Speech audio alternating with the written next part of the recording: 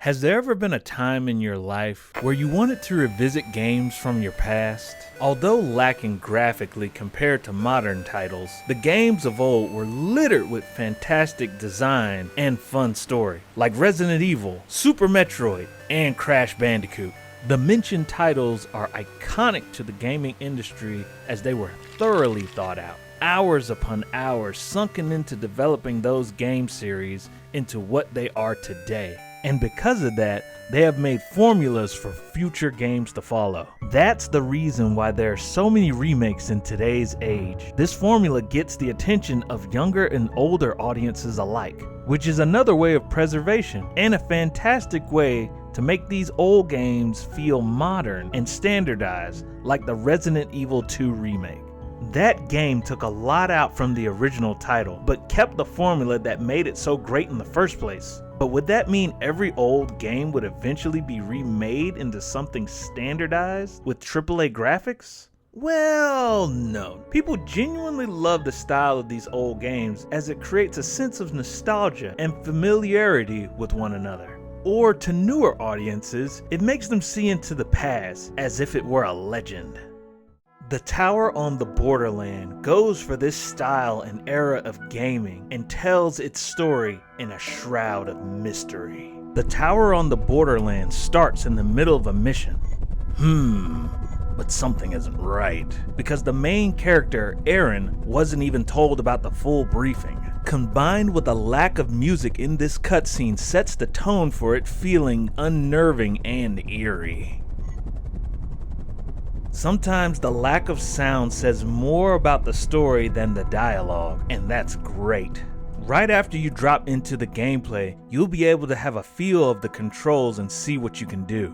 Although Erin should have gone to the toilet before going on the mission because it looks like she shits herself whenever she runs. But the atmosphere of this game makes up for it. By adding mist and fog throughout the game, it blends the imperfections of the low poly models and makes the environment look great. When I played the game, there wasn't ever a time where I felt like something was out of place because it felt like it was set up to be mysterious. We're not told why there are demons and monsters in the tower because we're in the shoes of Erin. We're playing from her perspective, and that's why we don't know what's happening. Together, we're just doing our best to survive. That is until she gets shot off the tower with a shotgun 3 minutes into the game. The end. Nice knowing ya. Roll credits. At this point, you'll see the Metroidvania design. Your mission is to get back to where you started, and in doing so, you'll be going up and down around the tower. You'll revisit areas you've previously been through, whilst also fighting tough enemies along the way. By doing so, you'll come to appreciate the environmental design of the world, which never feels repetitive or lazy. The game constantly has this droning sound when you're traversing the area, which genuinely feels haunting as the only other thing you hear are your footsteps. But this gets old after a while. I think the game would benefit from more variety in the sound design.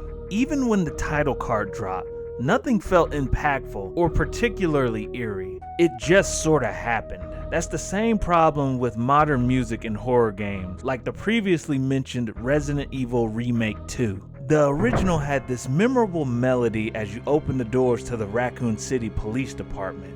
Unfortunately, the remake doesn't have that. Now it just feels more generic. As you walk through the tower, previously visited areas would introduce new or harder versions of enemies, and as you play more of the game, you're going to find new unlockables such as guns, and you're rewarded with additional items such as ammo when you clear through a challenging room. Because of this, the game encourages you to explore as much as possible, as you might miss a weapon upgrade or these bug things. One of the prominent themes of the game is definitely mystery, so when you talk to this character over here, he explains more to you about the lore during an interactive cutscene, but only if you collect the previously mentioned bug thingies. But I wish we could get more out of these bugs outside of lore explanations. You know, like a hint to beat a certain boss, or an update to your map to see missed locations. These things would be more rewarding at this point.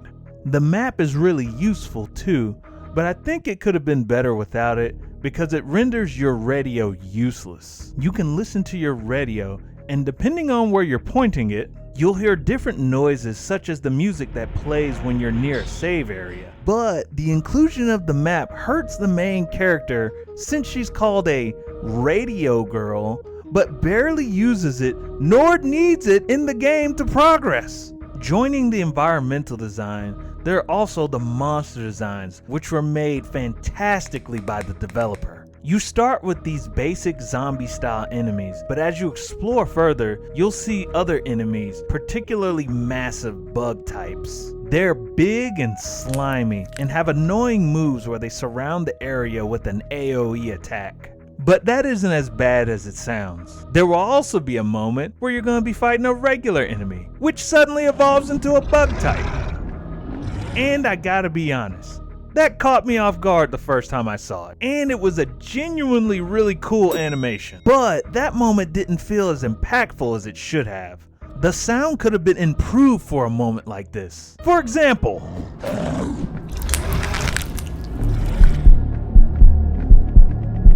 you know, something like that. Arguably the most important aspect of a game like this is its combat. So, how is it?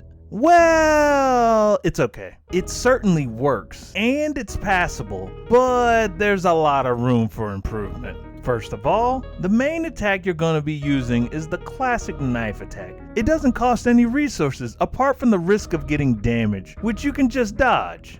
But as you can see, the dodge animation is really weird. What is that?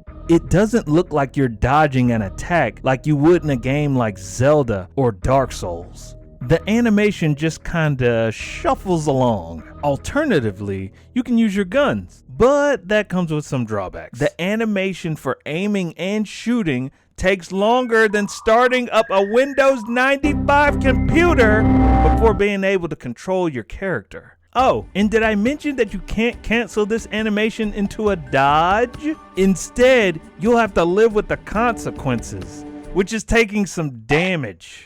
At this point, the guns almost feel unnecessary due to their lack of power and their drawbacks. I want a gun to feel powerful and impactful, but it just isn't. The only moment when your guns are going to be especially strong are when you're really close and basically scratching the enemy with the tip of it. Nevertheless, it shouldn't increase your damage that much, and it does feel like an unnecessary feature. Apart from that, I hope you're good with bullet management, because Aaron certainly isn't. Whenever you're reloading, your previous magazine is taken away because Aaron didn't think to keep them for whatever reason. Fortunately, you'll be able to get used to the combat gimmicks later on, as you'll be able to predict most of the attacks, and the bosses are really fun to fight too. But I wish the regular enemies weren't damage sponges.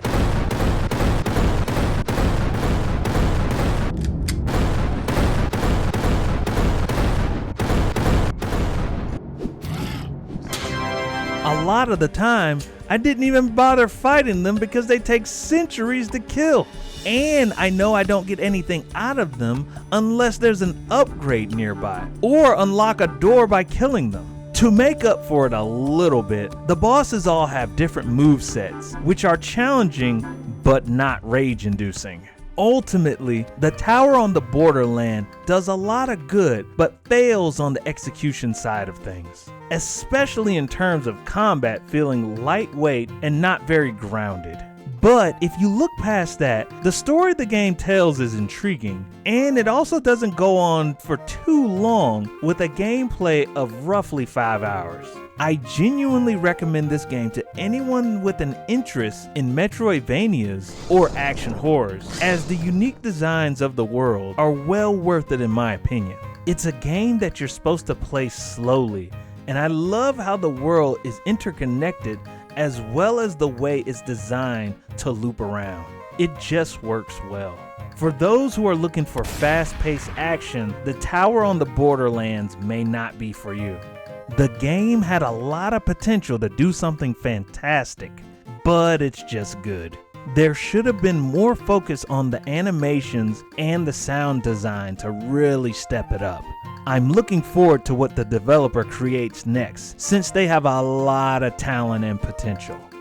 If you enjoyed this video, I'd appreciate a like. And to see more videos like this, make sure to subscribe so you don't miss out on our next reviews. See ya, and thanks for watching.